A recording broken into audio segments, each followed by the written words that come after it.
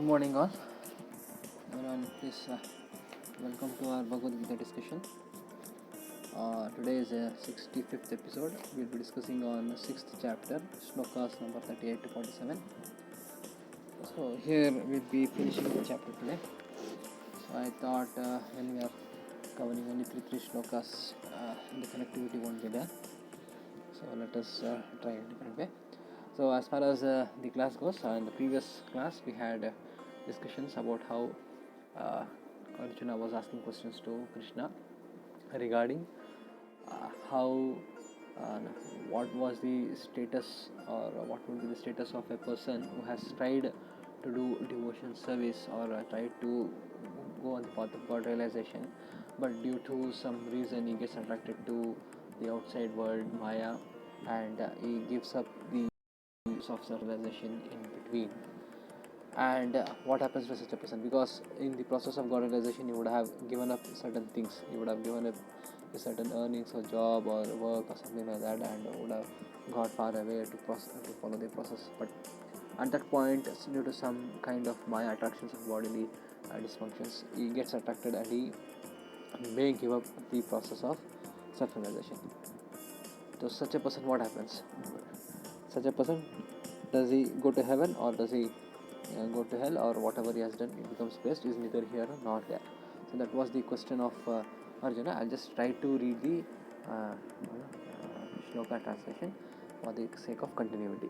Okay, Arjuna Vacha Ayati hi Shraddhayopeto yoga chalitat manasaha aprapya yoga samsiddhim kam gatim Krishna gacchati. Basically, this is from the previous shlokas I am reading. You can just understand. Arjuna said, Krishna, what becomes of the aspirant who, though endowed with faith, has not been able to subdue his passions, and whose mind is therefore diverted from yoga at the time of death, and who thus fails to reach perfection in yoga? That is what will happen to a person who has tried sincerely, but due to some Maya attraction, he gets he faces some obstacle, and he may have to give up God realization. So such a person, what happens? Next sloka says, Kanchin no bhaya vibharashtas chinnabharam iva nashyati apratistito mahabhava vimudha brahmana patihi. Basically, this is today's discussion. We'll read through the shloka. So the previous, there was a question, what happens to him during death. Now today's shloka says, Kinchanno bhaya viprashtaschinnabharam iva nashyati apratistito mahabhava vimudha brahmanaha patihi. Krishna, straight from the path of leading to God realization and without anything to stand upon, is he not lost like the scattered cloud, deprived of both God realization and heavenly enjoyment? Now this is an analogy given like we see in the clouds. Sometimes when there is a rain, so all the clouds gather together, but it happens that the cloud one part of the cloud gets dispersed. It gets away from the bunch of the clouds. Such a cloud neither pours rain nor gives some shades. It just flows away without any use. So Arjuna is also asking that a person, after deciding to go to the God realization process, if unable to continue, or if unable to complete, and strays away, what happens to him? Does he become like a scattered cloud, deprived of both godly realization and heavenly enjoyment? Because if he had succeeded, he would have gone to God realization, he would have experienced mukti, etc. Otherwise, if he had stayed back and continued his karma yoga, or whatever activity he was doing, he could have at least enjoyed the world. Neither he goes there nor here, because in process of God realization he may create some sins, because of which he would have left. Does that sins again bound him? So these are all the questions asked by Arjuna. So next shloka number 39. I think Krishna is again continuing the shloka. Basically, Krishna is again continuing the conversation. Raising the above question, Arjuna now prays to the Lord for its solution. Okay. Ettannme samshayam Krishna cheto marhasya shoshataha tvadhanyah samshayasyasya chetana yupapadyate. Krishna, only you are capable to remove this doubt of mind completely. For none other than you can dispel this doubt. Of course, here there's a conversation going on between Arjuna and Krishna Arjuna has surrendered himself to Krishna because he knows Krishna is the supreme well-being, and he is the caretaker, he is his friend, everything. At that point, Arjuna again surrenders to him and says that you are the only person who can clear me this doubt. And what happens to a yogi who couldn't complete his path? Generally, in our material world, it is like you take up some project until you complete, it is not complete. If you get discontinued somewhere, say you are going to build a house, you complete 90% of construction, you have to just do the painting, etc. But suddenly somebody comes and stops construction, or some government comes and stops and says that this is illegally done, or you have to break or something like that. The whole efforts are gone waste. But in devotion, it is not like that. So that we'll see how it happens. Continuing in the shloka number 40. Now, Arjuna's question was whether the sadhaka who strayed from the path of yoga got lost like the torrent cloud, being deprived of both God realization and heavenly enjoyment. The Lord vouchsafes his reply to that question in the following verse. Okay. Now Krishna is going to answer. Partha naiveha namutra vinashyastasya vidyate nahi kalyanakrit kaschid durgatim tata gacchati. Bhagwan said, Dear Arjuna, there is no fall for him either here or hereafter. For none who strives for self-realization, that is God realization, ever meets with evil destiny. So here Krishna is safeguarding Arjuna's attention, and that there will be no fall for him, that is for the person who's striving for self-redemption or God realization. For him there is no fall here or hereafter. See, there are two kinds of fall. One fall is that since he is on the soul level and he has attained human life and is continuing his devotional service, or he started his realization process, moksha process. It may be bhakti yoga or jnana yoga, dhyana yoga, whatever. Somewhere he has started the God realization process. For him, there is no turning back from hereafter. That means his human life is guaranteed. Okay, he stays in human life in this life or in the future life also. That is here or hereafter. That is one understanding. Second understanding is again material thing, like he has given up his job and has given up his whatever work he used to do, profession, and taken up a new life of doing devotional service. Or for other matter, he would have spent or he would have given up a part of his life for the devotion. Okay, materially there might be some loss. That's what Krishna says. But Krishna says that material loss is also not loss, because in future shlokas one verse comes where Krishna says Yogakshema Vahamiham. That is, even whatever time or whatever efforts you have given, giving up your material comforts, that is also taken care. So the material comforts are also taken care, the spiritual comforts are also taken care. So both materially as spiritually, both ways, there is no loss. That's what Bhagavan says. Krishna says, for none who strives for self-redemption ever meets with evil destiny. That means a person who has tried to strive his efforts in this part, that is, for he is a person who is trying to attain self-redemption or self-realization, for him there is no evil destiny. One thing is, whatever karmas he has done, that gets washed away, so those karmas are not going to haunt him. Second way, as I told you, the Yogakshema part. A person would have given up his job, would have given up his profession, would have given up his family and gone far away and tried to do this research or try to follow the path of devotion or path of moksha, self-realization, whatever. There is no loss, because Krishna safeguards his efforts, and whatever loss he has done will be recovered. That word here it's explained as ever meets with evil destiny. Nahi kalyana kritakshida durgatim tat gacchati. So he will not attain a durgati. you will not attain a bad state.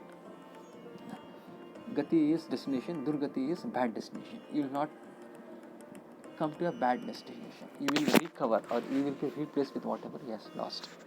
So that assurity is given by God. And continuing here, 41, the statement of the Lord that the sadhaka fallen from yoga does not meet with an evil fate raises the question, what fate does he actually meet with?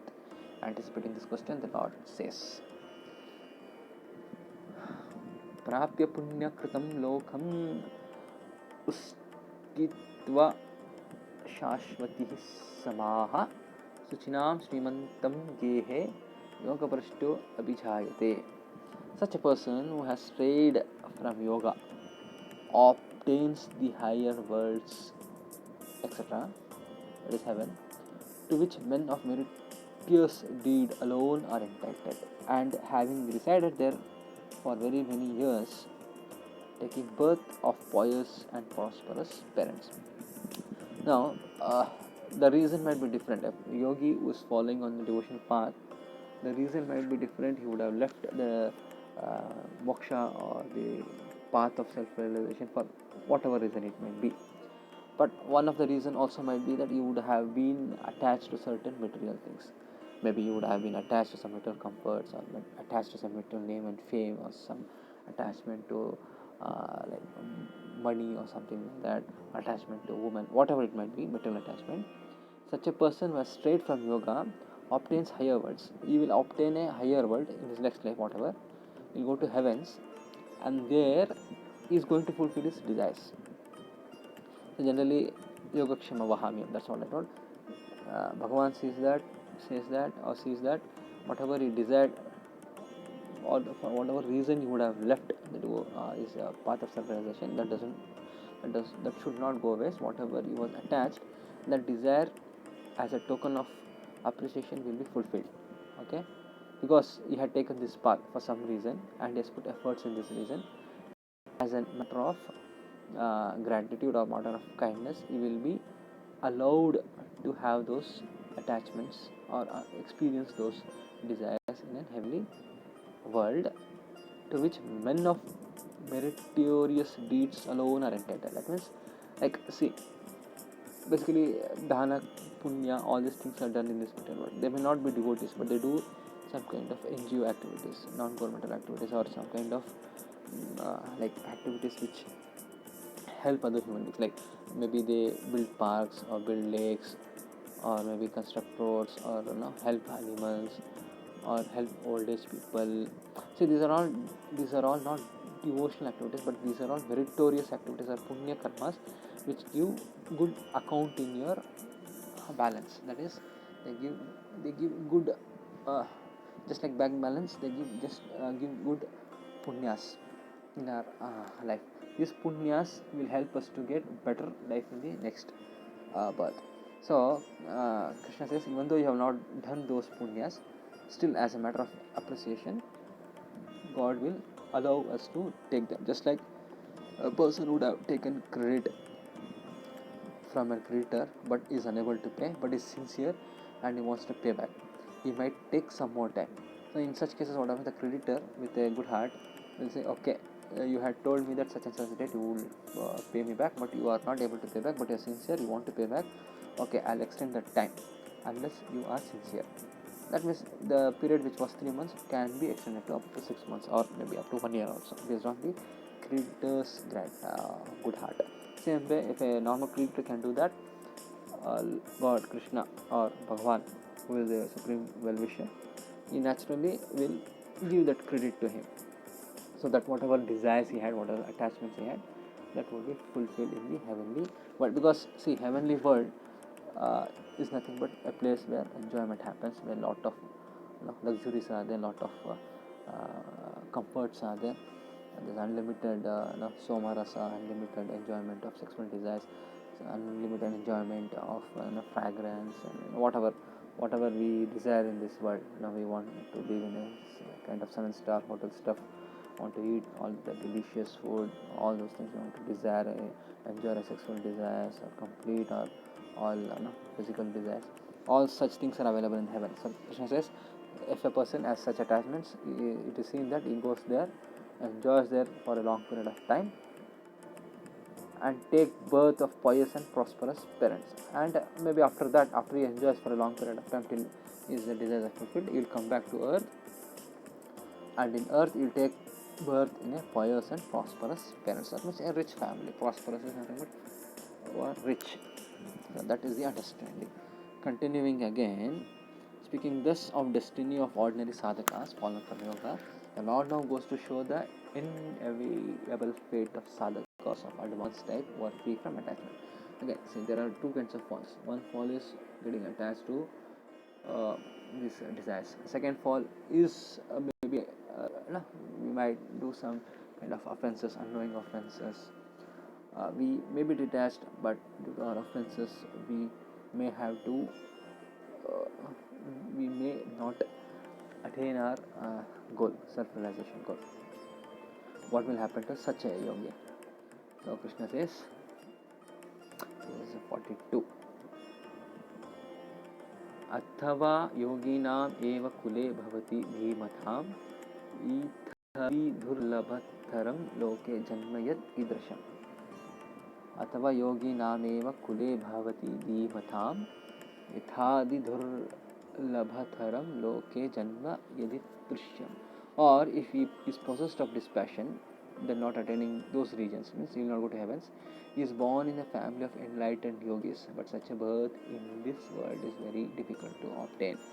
Okay, a person who might not good, who's detached, who doesn't have any material desires, but due to some other reason who couldn't have attained the self-realization, such a yogi will take birth in a enlightened yogis family. Enlightened yogis means whose parents are already advanced, very very advanced, and such people would have taken grahastha ashram for some reason to procure devotee children, or would have taken this grahastha life. That is what we have studied in last time, the second and third chapter, etc., fourth chapter, etc.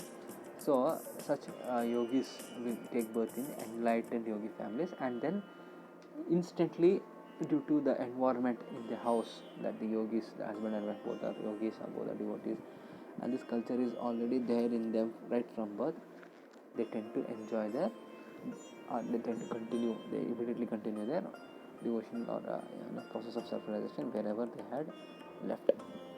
Okay, but such a chance attaining birth in such a family, or such getting birth for such yogis is very very difficult, because first of all, most yogis, they don't get married, and the question of getting parents like that yogis, those yogis is very difficult, because they don't get married, then naturally will not have any children. But it's very rare that some yogis would take up marriage for higher purpose, and getting birth in that family or that kind of parents is very very difficult to obtain. That's what Krishna says. Now again, continuing, the next verse describes the situation in which the sadhaka fallen from yoga finds himself on taking birth in a yogi. Now what happens to that yogi when he takes birth? Tatra tam buddhi sanyogam labate paurvadhehikam yatate cha tato bhuyaha samsiddhau kuru nandana. Arjuna, he automatically attains in that birth the antithesis of even-mindedness of his previous birth, and through that he strives harder than ever for perfection in the form of God realization. So the best example what you can see is the story of Bharat Maharaj. I will tell in very short format. Bharat was a great devotee of Lord. He gave up his kingdom, etc., and went to the forest to do devotional service or dhyana yoga, whatever. But unfortunately, he was alone in the forest, and he gets attached to a deer, a small deer calf, and he gets attached to it. And finally, during the death, he just remembers this deer all the time, because of which he has to take a birth of deer in the next life. Again becomes a deer in the next life. He again remembers everything whatever he has forgotten. He just goes to the temple or whatever place and keeps meditating on the Lord, whatever. And after a deer's birth, he gets again a birth of a Jada Bharata, a human form. And in human form, again, he understands his mistakes and he does not get attached to anything. He remains a devotee. And there's again, these stories are all there in Srimad Bhagavatam. Finally, he gets liberated from that body and goes back to Godhead. Okay. That is basically it goes back to God realization. So that example we can get it from Srimad Bhagavatam. Anybody can just Google it out. The story of Bharata, the story of Jada Bharata. You can type and you'll be able to read. So that's how Arjuna automatically regains in that birth the lattices of even mindedness of his previous birth. That means you will remember the things in his previous birth. It is not like some hypnotism where the previous birth is recalled, but the lattices, the smell, the fragrance of whatever devotion he has, whatever called realization process he has followed in his previous birth, that continues to him, or that comes to him without any obstacles, and through that he strives even harder for perfection. That means he will become more perfect. He continues devotional service. Then, now while describing the situation of the yoga brashtas who takes birth in the family of pious and wealthy men, the value of seeking enlightenment on yoga is brought out in the next verse. So here in the next verse, Purvabhyasena tenaiva vityate havashopi saha jigyasurapi yogasya shabda brahma vivartate. The other one who takes birth in a pious and rich family. Okay, we had two options. Okay, so the lateral, the previous one, Krishna is telling, though under the sway of his senses, feels drawn towards God by force of the habit acquired in the previous birth. Nay, even the seeker of enlightenment on yoga in the form of even mindedness transcends the fruit of actions performed with some interested motive as laid down in the Vedas. Now, one person who gets birth in the yogis, he continues to be a yogi and he strives harder. The other person who has taken birth in the prosperous family, pious family, after enjoying the worldly entertainments in the heavens, such a person, because of his previous work, he is forced to draw into the activities of devotion or activities of self-realization, the Jnana Yoga, Jnana Yoga, whatever you used to do, you will get forced to, you will be forced to attract to such activities, and again he also will continue to be an yogi or devotion or devotee or yogi or jnani or whatever it might be. You will continue in his life. So both the way, if you see, there is no loss. Describing thus the destiny of the yoga brashta who is born in the family of rich and extolling the seeker of enlightenment and yoga, the Lord discusses once more the destiny of yoga brashta who takes it in the family of yoga. Okay, so again Krishna is reaffirming what he says, प्रयत्नाद यतमनास्तु योगी संशुद्धा किल विषः अनेका जन्म संसिद्धास्ततो जाति param gatim. The yogi, however, who diligently takes up the practice attains perfection in this very life with the help of lattices of many births, and being thoroughly purged of sin, forthwith reaches the supreme state. So we can understand that the process of attaining self-realization is not one life process, it's many life process, and we don't know in what life, what previous life we have done apunya, that we are continuing it in this life, and from this life we have to carry on forward to the next life. So step by step we need to improve, and God says that don't waste so much of time, try to finish it in the same life. Okay, that's how the yogi, however, who diligently takes up the practice attains perfection in this very life. A person yogi should be very serious and try to finish off the process by attaining perfection in this very life with the help of lattices of many births. That means whatever we have achieved today is nothing but the result of hard work done in our previous lives or efforts put in our previous life. So that has been carried out. So by using the previous lives and this life, we have to purge this sin out. Purge is removing the dirt of sin, forthwith reaches the supreme state. Okay, by which we can achieve the supreme state. So concluding topic of the destiny of a yoga brashta, the Lord now glorifies the yogi and exhorts Arjuna to become a yogi. Thus Krishna, after explaining all those questions of Arjuna, of whatever doubts he had, see what will happen to me, what is Jnana Yoga, all these things we are explained in all this 6th chapter, how to do this dhyana, etc. And after all this, Arjuna had a doubt, what if he doesn't attain a final goal? Now if he doesn't attain a final goal also, there's no worry, he will be carried forward in the next life. So explaining all these things, Krishna says, hence instead of becoming an karmi, Okay, just try to enjoying the fruits of action or whatever gets in this life by doing all these sinful activities. You better become a yogi. Okay, tapasvibhyo diko yogi jnani. I'll just say that. Okay, tapasvino adiko yogi jnanibhyo api mato adikaha karmabhyascha adika yogi tasmad yogi bhavarjuna. The yogi is superior to the ascetics. He is regarded superior even to those versed in sacred lore. The yogi is also superior to those who perform action in some interested motive. Therefore, Arjuna, you become yogi. That means yogi is superior to ascetics. Ascetics are nothing but like we see people who do tapasya. See, they don't have any reason to do tapasya. They just want to be away from the material world. Okay, they just go and sit in one place and they get detached from all these material things. They don't want to enjoy anything, but they are also not attached to God realization process. Okay, they are something neutral. Okay, they don't believe in the form of God, or they don't believe in the devotion, or they don't believe that there exists a supreme or something like that. They say nirvana, something like that.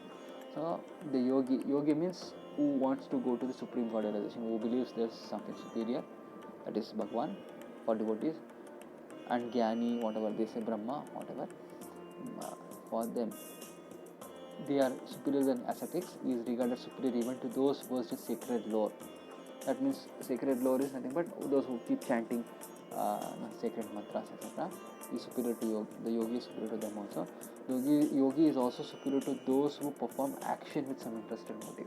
And same basically in our material world, we see that people are interested in doing some material activities with interest. They want to get some wealth, they want to get some good wife, they want to get name and fame, etc. etc.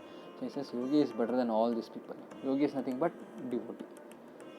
In simple words, yogi is a devotee, okay, who strives to serve the Lord, or who strives to know more about God and wants to. What will he do after knowing about God? Naturally, he will serve Him.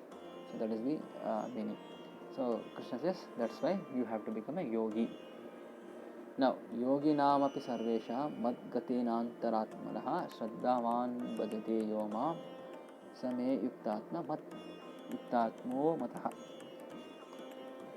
That is the next shloka, declaring in the preceding verse that yogi excelled all. The Lord exalted Arjuna to become a yogi, but he reserved his definite opinion as to which of the many practices discussed by him in course of this chapter, such as Jnana Yogi, Dhyana Yogi, Bhakti Yogi and Karma Yogi, should he take up for practice by Arjuna. It is therefore that the Lord now draws Arjuna to himself by calling the man who offers him exclusively love as the best among the yogis.